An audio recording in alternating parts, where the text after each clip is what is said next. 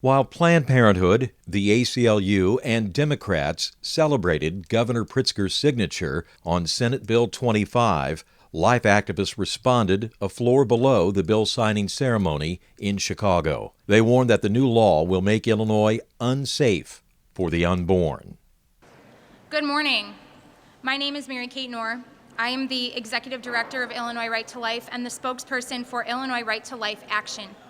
17 days ago, Speaker Mike Madigan and House Democrats forced the country's most extreme abortion legislation on the Illinois people. In those 17 days, we estimate that approximately 1,700 unborn children have been poisoned or dismembered in utero in hospitals and clinics all across our state. After today, we anticipate that the daily rate of abortions in Illinois will increase. We also anticipate that the rate of injury to women as a result of negligent clinics will increase. In addition, we suspect more clinics will open and more dollars will be made by the abortion industry, which capitalizes on our loose laws and on women's fear and vulnerability. At the bill signing you just witnessed, there was more money, power, and personal ego present than our state's residents can even begin to imagine. And while Kelly Cassidy and Jennifer Welch remain the female faces of abortion in Illinois, make no mistake, Terry Cosgrove and Mike Madigan were the muscle that forced this historic manipulation of our legislative process. Isn't it ironic? I am a 26-year-old woman, a millennial at the peak of my fertility. My vote is supposedly the coveted vote, is it not? Is it not my voice that media and culture and politicians say should matter most in this debate? Yet my voice and the voice of the other numerous millennial women standing behind me at this press conference has been drowned out by an old white man, that is to say, the old white man, Speaker Mike Madigan. To add insult to injury, Speaker Madigan has more money than God, and together with Terry Cosgrove, funded the campaigns of the legislators who sponsored this legislation, lobbied for this legislation, and ultimately passed this legislation by manipulating our legislative process and lying to the Illinois public. Now, I don't have any money. I don't have any political power, but I do have eyes to see, ears to hear, and my feminine intuition, all of which lead me to conclude that me personally, just got played by our state government. This press conference today is our opportunity to condemn this horrific legislation, but the truth is such that the public already did that overwhelmingly, consistently, and with a greater outcry than almost any other issue our state has ever been confronted with. 18,000 Illinois residents filed witness slips to oppose HB 2495, the Reproductive Health Care Act. Why was the committee hearing never held on HB 2495? Why was the bill ultimately returned to Rules Committee? Public perception is important to Speaker Madigan, who knows that the second rule to political reign in Illinois is famously make no waves. Why was the bulk of the text of the Reproductive Health Care Act added as an amendment to an unrelated Senate bill? Officer, can you stop that, please? Okay. And passed through the House on the Sunday of Memorial Day weekend? To minimize impact. No impact, no waves. This is the Madigan way. Unfortunately for the Speaker and his army of cowards down in Springfield, there's been a silver lining in all of this for us. We've gotten pretty organized. The public wasn't just paying attention in February when these bills were introduced, or in March when 4,000 people shut down the Capitol in protest, or throughout April and May when state residents repeatedly and consistently called and lobbied their legislators. No, thanks to our efforts and the efforts of our friends in the pro-life movement, the public was also paying attention over Memorial Day weekend, and they know what our legislators did. Speaker Madigan may have avoided a wave. What he did instead was unleash an ocean. And every day that full-term, viable babies are lethally injected in utero in this state, that ocean grows. The teeny tiny fraction of voters who supported this utterly insane legislation, they'll forget. But the people in our state who are sickened and disgusted by the thought of killing a viable baby before she's born, the ones who've been ignored, disrespected, manipulated, and lied to, we will remember. Speaker Madigan's money and power will always be good here in a state where the prosperous are few and far between. But history teaches us that if there's any force greater than money in politics, it's the force of an angry people. The list of legislators who supported this effort is a list we will not forget. And as the pro-life people of Illinois, we will not be silent. We will move forward, we will grow in numbers, and we will also grow in strength. Thank you.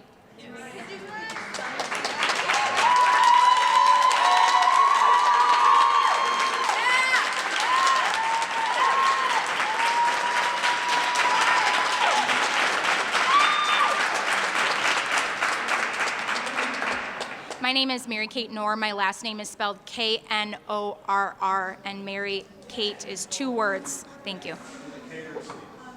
Okay. Thank you. I'm Peter Breen. I'm her lawyer. Peter Breen, B-R-E-E-N, Thomas More Society, Vice President and Senior Counsel. Ladies and gentlemen, today marks a very sad day in the history of the state of Illinois. Today, Illinois becomes the abortion capital of the country. We're already the bankruptcy capital and the corruption capital. Now we add abortion to that list.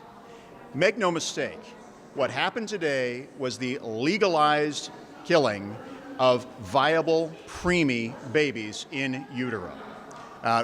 Prior to today, you could not, except under exceptional circumstances, do an abortion after the viability of a child. Today, you can now do it for nearly any reason. They've wiped off any of the limitations on this procedure. They've wiped away any of the penalties for performing an illegal post-viability abortion, and they've even taken out the reporting requirement for post-viability abortions, where the physician must put down the reason, the medical indication for such a procedure. As well, and unreported, is they wiped away the sections of Illinois statute that provide licensing of abortion clinics. And we in Illinois have a history, including in recent years, of filthy, dirty abortion clinics being shut down based on inspections done by the state of Illinois. Abortion clinic in Rockford was shut down permanently because of an Illinois inspection. They were reusing surgical implements without sanitizing them. That was in Rockford.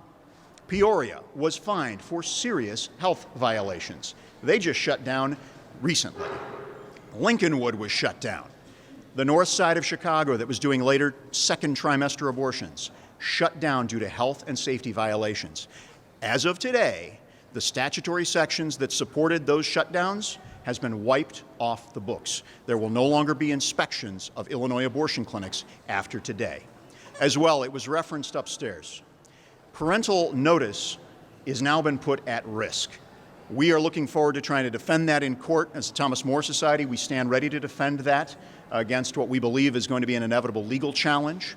And so we also stand there to defend that, to defend the people of Illinois. Again, that's my message today. And then we've got our next up. Good morning. My name is Emily Kelly. I'm a neonatal ICU nurse at a major Chicago hospital and a fertility care practitioner. Like many others, I have been closely following this bill since it was first introduced earlier this year. As is the case with many conversations surrounding abortion, particularly late-term abortion, I have found myself intensely frustrated. I am frustrated because sponsors of this bill, as well as Speaker Madigan himself, claim to support this legislation for reasons that touch upon 2 of my deepest passions.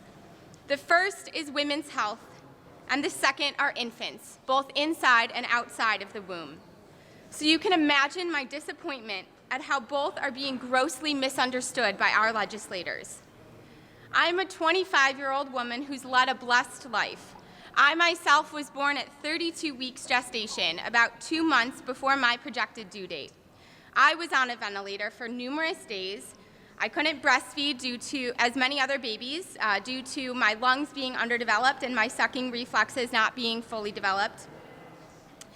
So for 2 weeks, I was on a ventilator, and then for 2 weeks following, I remained in the hospital. My parents fought for my life. The doctors and nurses that cared for me fought for my life. And in my own way, I fought for my life. And just like my patients, whose stories are often far more tragic than my own, I continue to fight for life. You could say that my knowledge of these first few weeks of my time in the world contributed to the career path I chose. In addition, the truth is that I simply love babies. I always thought they would be my sole passion until recent years. Then I personally encountered some unexplained health questions and concerns, which I have personally sought adequate answers to. Those adequate answers were found through fertility care and NAPRO technology, which has now led me on a new journey as a fertility care practitioner, where I seek to teach women to educate them about the beauty of their fertility. So from this experience, my passion for women's health was born. So now I have two passions, and I've learned that the more that I come to know one, the more I've discovered and grown in zeal for the other. I say this because I believe it's important to recognize that one can love both. I can wholly advocate for women and also advocate for babies. So I'm sure you've gathered that I'm a woman against abortion. But let me clarify that that does not make me a woman against women. On the contrary, it makes me a woman who cares for women because I tell them the truth about what's growing inside of them and the scientific fact that must be recognized that this growing fetus inside of the woman is a baby, a living member of our human family. A woman's heart beats for her baby and her lungs breathe for her, but her baby moves inside of her mother on her own. She hiccups, she flips, she drinks, she pees. She is her own body. She is her own person. I spend 40 blessed, albeit difficult hours a week caring for very sick babies. Some of these babies were born as early as 23 weeks gestation. That's 3 weeks before this bill defines a human fetus as viable. This baby's heart beats and her lungs breathe. Her brain continues to grow and develop at a rapid pace and is very easily impacted by everything that we do and inflict upon her. She moves, she reacts to touch, she experiences pain. She recognizes her mom's voice and smell. She does best skin to skin on mom's chest. There, her temperature and her vitals stabilize. This baby does not simply live. Let me tell you, she fights. She fights for her life, and I fight for it too. I take abortion seriously because I also take it personally, not just because it takes an innocent human life, but because, frankly, I find it to be an insult to my life's work and the tireless dedication that my fellow nurses and neonatologists put toward this field. Doctors spend countless hours in an outpouring of knowledge specializing in this field. Newsflash, the patients of fetal specialists are fetuses. How have we let these lies about women and babies lead to a complete denial of an entire realm of medicine? I'll be damned if you tell me that small, sick, and suffering babies that I care for on a daily basis are not worth saving. I'll be damned if you tell me that before exiting the miraculous home that is her mother's womb, that she's not a living, breathing human person. Babies are strong. So I implore you, men, women, politicians, people of our state, be strong for them. This bill is a horrible contradiction of fundamental scientific truths and the work that I do every single day.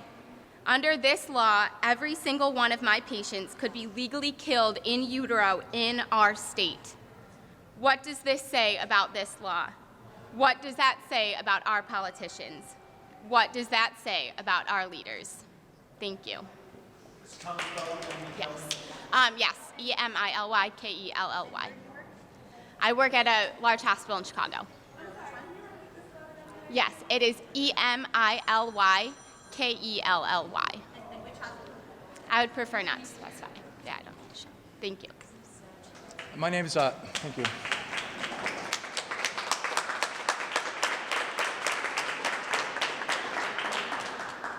My name is Eric Scheidler. That's EricScheidler. I'm Eric Scheidler, Executive Director of the Pro-Life Action League and the father of 8 children, including 6 girls. And I'm here today as a father. Father's Day is in just a few days, and I want every dad that's out there, every dad that's maybe expecting their first baby to be born. Maybe you've already put your hand on your girlfriend or your wife's belly and you felt that kick. Or every mom who's felt that kick out there right now. Your child in the womb has just been declared to have absolutely no rights by the state of Illinois. Every embryo, every fetus in this state, our young unborn brothers and sisters, has had their fundamental right to life. Any notion that they might count as a person, any value that they might have, stripped away by the state of Illinois. So when you feel that baby kick, dads and moms out there, know that Governor Pritzker just signed away any notion that your child has any value before the law. I'm here to speak out on behalf of every one of those children. Because every one of us here today, everyone who was at that signing ceremony, everyone who's been celebrating abortion today was once an unborn child. Every one of us passed through that stage of being a tiny little embryo, ready to implant in our mother's womb, passing through that stage of the fetus whose fetal position to this day is a sign of comfort and closeness that we all share in. Every one of us was once an unborn child. And now every unborn child in the state of Illinois has been cast out of the human family by this legislation. Think about what that means, my friends. Think about that, moms and dads. Even if this is a difficult pregnancy and you're struggling with what to do, know that the pro-life people of Illinois will help you in any way that we can. We are continuing to recognize the value of those children's lives, as every one of us should. They are the most vulnerable members of the human family. We cannot forget them like this legislation does. Please, my fellow Illinoisans, join me today in recognizing the humanity of our unborn brothers and sisters. Join me in standing up for their fundamental right to life, their right to belong to this family with all of us. Thank you.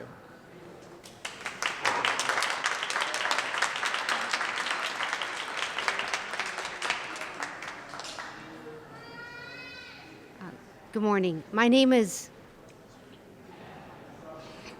Dr. Nalini Rajamanan, RAJAMANNAN, and it's a very emotional day. I'm here to speak about the pain and the use of intracardiac digoxin in these babies to induce the abortion. It is a unbelievable concept that we, who as physicians and cardiologists, use digoxin to save lives, and now we're finding out that they're using it to take a life. In animals and in veterinary work, it is illegal to do this. My father's a veterinarian. I oversee some research. When I was at Northwestern University, I went to Notre Dame, trained at the Mayo Clinic for 14 years, recruited here to Northwestern, and now I work between Wisconsin and Chicago for my research and my medical practice. And I just want to say that this pain that's being induced is an injection through the chest wall, through the intrathoracic cavity, into the heart. We don't do this in live patients. We should not be doing this in fetal patients. And I just wanted to mention that it's not legal to do that in animals. They have anesthetic laws that protect them. We should be protecting these children.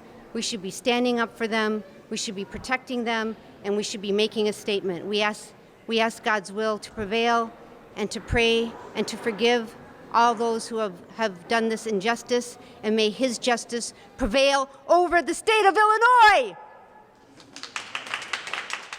Stay informed about efforts to protect and promote life. Visit IllinoisFamily.org.